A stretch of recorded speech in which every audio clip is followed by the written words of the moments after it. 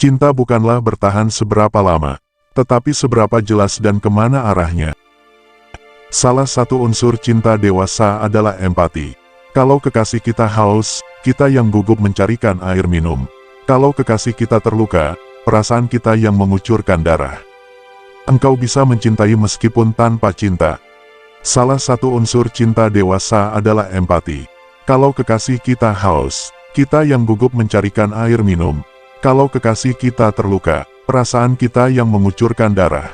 Hanya sunyi, yang sanggup mengajarkan kita, untuk tak mendua. Anak-anak muda tak bisa hanya menggantungkan diri akan jadi pegawai negeri, pembengkakan populasi penduduk akan makin berbanding terbalik dengan penyediaan lapangan kerja, jadi yang akan tegak hidupnya adalah orang-orang yang bermental wira swasta, yang tidak priai, yang ulet dan bersedia bekerja keras. Yang lebih kalian cari bukanlah kebaikan melainkan kekayaan, yang lebih kalian buru bukanlah keluhuran melainkan kenyamanan, dan pada posisi seperti itu kalian selalu merasa lebih tinggi derajat dibanding orang kecil. Apa gunanya ilmu kalau tidak memperluas jiwa seseorang sehingga ia berlaku seperti samudera yang menampung sampah-sampah? Peraturan dan undang-undang tidak selalu sama dengan keadilan, ia bahkan bisa saja bertentangan dengan prinsip keadilan.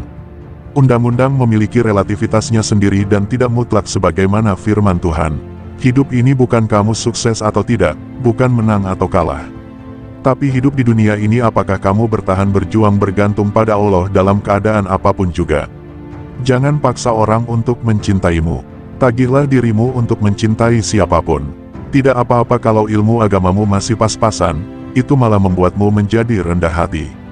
Banyak orang yang sudah merasa tahu ilmu agama, malah menjadikannya tinggi hati. Menyepi itu penting, supaya kamu benar-benar bisa mendengar apa yang menjadi isi dari keramaian.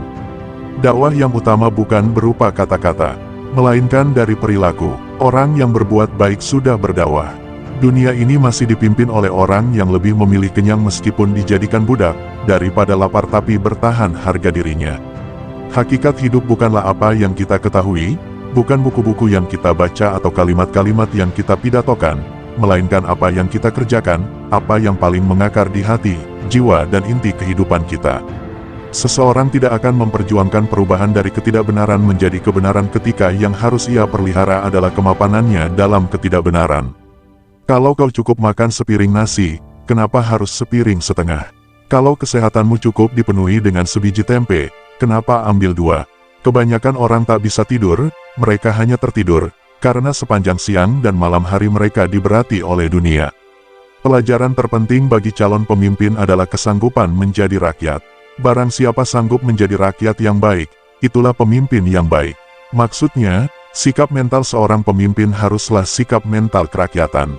Orang boleh salah, agar dengan demikian ia berpeluang menemukan kebenaran dengan proses autentiknya sendiri. Apapun yang kita lakukan dalam kehidupan ini adalah perlombaan dalam kebaikan. Bukan perlombaan keunggulan satu sama lain. Tuhan tidak tersakiti oleh pengingkaran Anda, tetapi Tuhan sangat tersakiti jika Anda berpura-pura menyembahnya. Agama itu letaknya di dapur.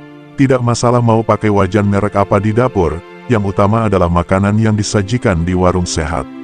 Maka ukuran keberhasilan orang beragama bukan pada sholat atau umrohnya, melainkan pada perilakunya.